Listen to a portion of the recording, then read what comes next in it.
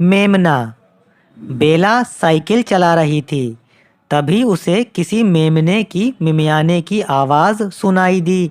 बेला ने मुड़कर देखा, गड्ढे के अंदर से मिमियाने की आवाज़ आ रही थी।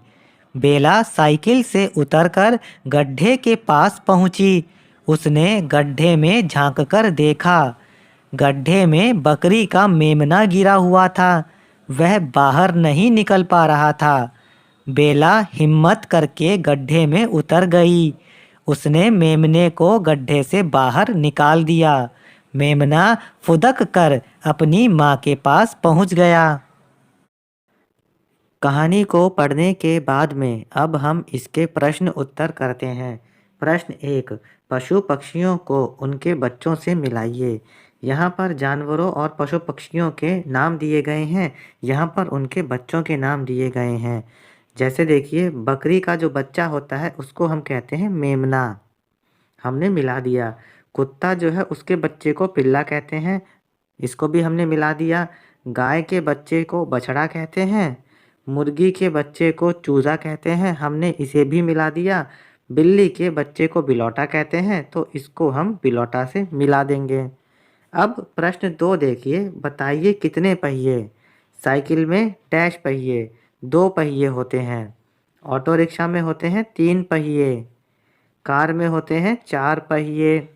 बस में 6 पहिए होते हैं और ट्रक में भी 6 पहिए होते हैं। प्रश्न 3 देखिए, शब्द के अंत में कर लगाकर नए शब्द बनाइए, जैसे फुदक कर। अब शब्दों के पीछे कर लगाना है और नए शब्द बनाना है, जैसे खाकर, पीकर, बैठकर, सोकर, उछलकर और चलकर। प्रश्न 4 देखिए, नीचे बॉक्स में दिए गए शब्दों का प्रयोग करते हुए खाली स्थान भरिए। यहाँ पर इन शब्दों को हमें इन खाली स्थान में सही जगह पर भरना है।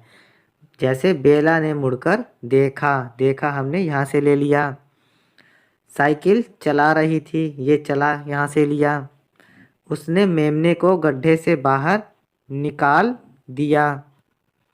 गड्ढे में बकरी का मेमना गिर गया था। उसने गड्ढे में झांक कर देखा। मेमना फुदक कर अपनी माँ के पास पहुँच गया। ये पहुँच हमने यहाँ से लिखा है। फिर प्रश्न 5 देखिए, मेमना क्यों मिमिया रहा था। उत्तर है, मेमना गड्ढे में से बाहर नहीं आ पा रहा था, इसीलिए मिमिया रहा था।